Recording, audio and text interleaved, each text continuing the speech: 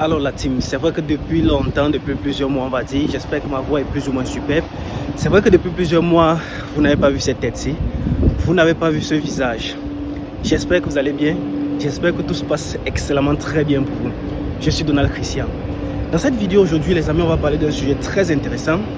Du moins, l'une des raisons pour laquelle plusieurs personnes nouvellement arrivées en Turquie perdent leur carte de résidence.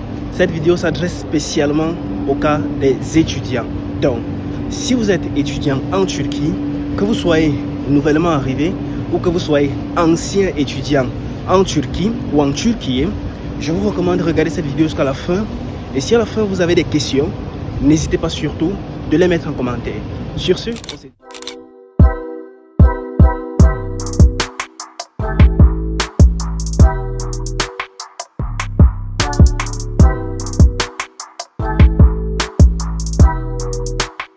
Bienvenue une fois de plus, j'espère que vous êtes toujours là, toujours connecté. Si vous êtes nouveau ou nouvelle sur cette chaîne-ci, n'hésitez pas surtout de vous abonner et d'activer la cloche de notification pour ne rater aucun contenu. Toutefois, avant de commencer, j'aimerais vous présenter ce bouquin. Il est enfin disponible. Ce bouquin qui parle du système éducatif et des bourses d'études au niveau de la Turquie. Alors, si vous pensez venir étudier en Turquie, si vous êtes étudiant déjà au niveau de la Turquie, et que, désolé pour ma voix parce que j'ai un peu pris froid, donc j'ai un petit rhume là. Alors, si vous êtes étudiant en Turquie et que vous pensez postuler pour n'importe quelle bourse d'études, vous vous posez la question, comment est-ce que le système d'éducation en Turquie est? Comment est-ce que la Turquie accueille les étudiants? Quels sont les différents types de bourses d'études disponibles au niveau de la Turquie? Je vous recommande ce bouquin-ci. Là, entre mes mains, j'ai une version physique de cela. Vous pouvez la voir par version numérique.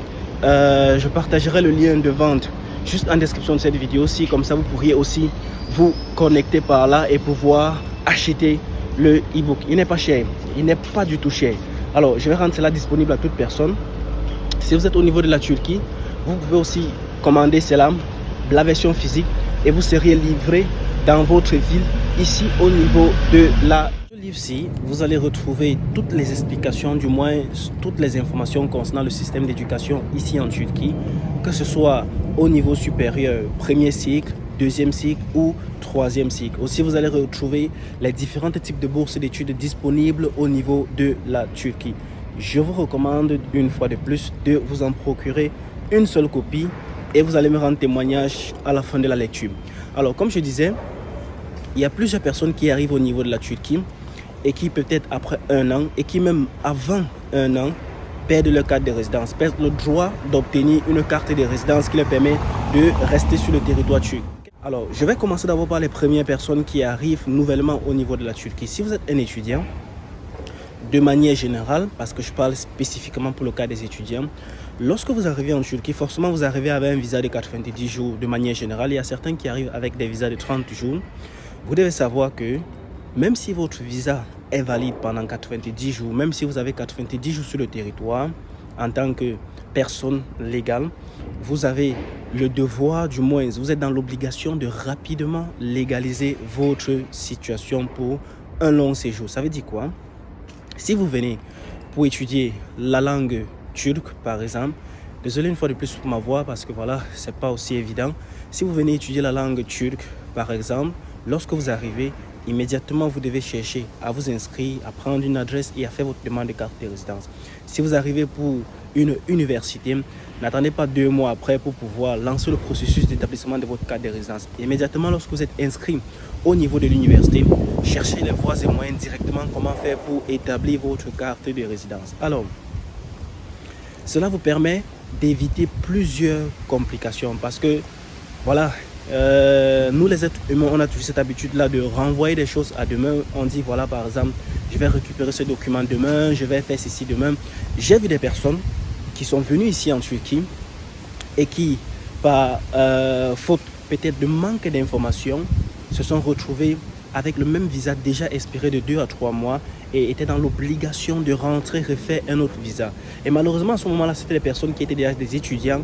Elles étudiaient déjà dans des universités. Elles avaient déjà peut-être même fait 2 niveaux de cours de langue.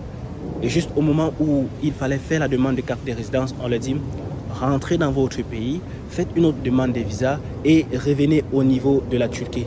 Imaginez-vous la somme qui a été dépensée par cette personne-là pour son voyage au niveau de la Turquie. Imaginez-vous la somme qui a été dépensée par cette personne-là pour son installation au niveau de la Turquie.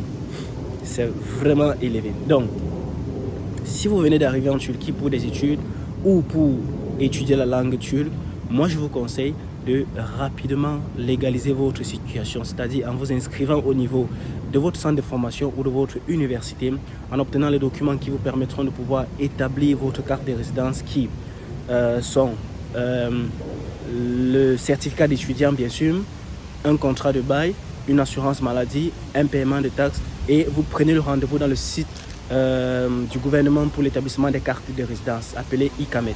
Alors, pour ceux-là qui sont déjà au niveau de la Turquie, il y a aussi plusieurs personnes qui font cette erreur-là. Voilà, malheureusement, il y a plusieurs personnes ici au niveau de la Turquie qui attendent généralement l'expiration de leur carte de résidence pour pouvoir lancer le processus de renouvellement. Les amis, ça va très vite, très vite ici là. Donc, vous n'avez pas assez de temps pour perdre. Moi, généralement, c'est comme je conseille parce que voilà, selon l'article sur le renouvellement de la carte de résidence, vous avez droit à 60 jours, du moins 60 jours avant l'expiration de votre carte de résidence, vous devez déjà lancer le processus de renouvellement. Il y a certaines personnes qui attendent 2 jours peut-être après l'expiration pour pouvoir lancer. La loi, c'est la loi. La loi, c'est la loi. Ça veut dire quoi, les amis? Si vous avez une carte de résident déjà obtenue ici au niveau de la Turquie, quelle que soit la ville, la Turquie, excusez-moi, permettez-moi d'appeler cela la Turquie, mais normalement le nom c'est la Turquie. Alors, si vous avez une carte de résidence établie déjà ici en Turquie, quelle que soit la ville, que ce soit Istanbul, que ce soit à Karabük, que ce soit à Samsun, assurez-vous qu'avant l'expiration de votre carte de résidence, 30 jours avant, je me dis 30 jours avant, ou peut-être 2 mois avant, vous commenciez déjà le renouvellement de votre carte de résidence. Le renouvellement de la carte de résidence ne suffit pas juste d'aller peut-être déposer des papiers au niveau de l'immigration, ici comme on l'appelle. C'est tout un processus. Il faut avoir un contrat. Il faut peut-être chercher une maison si vous voulez changer de maison. Il faut signer un contrat avec ce bailleur-là. Il faut aller auprès du notaire. Il faut légaliser le document du contrat de bail.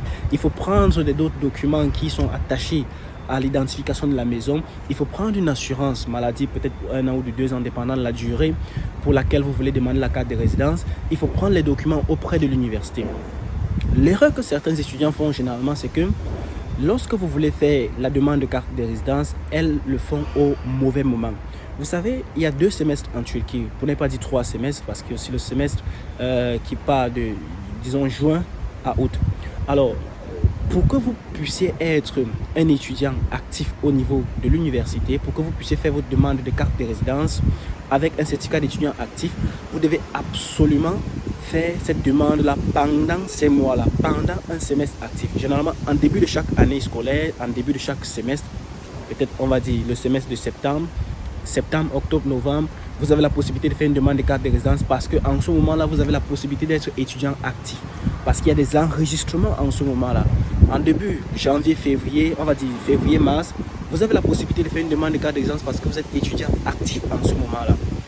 Au mois de juillet, août, vous avez la possibilité parce que vous pouvez être actif en ce moment-là.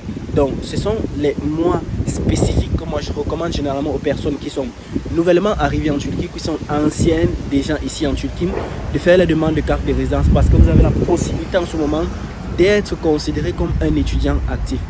Au-delà de ces mois-là, vous pourriez peut-être avoir 2 mois de carte de résidence, 2 mois, c'est-à-dire une carte de résidence valide pendant 2 mois. Tout dépend aussi de l'immigration. Donc, évitez de tomber dans ce piège-là, les amis. Évitez de retarder trop lorsqu'il s'agit de renouveler votre carte de résidence. Obtenez les documents le plus tôt possible.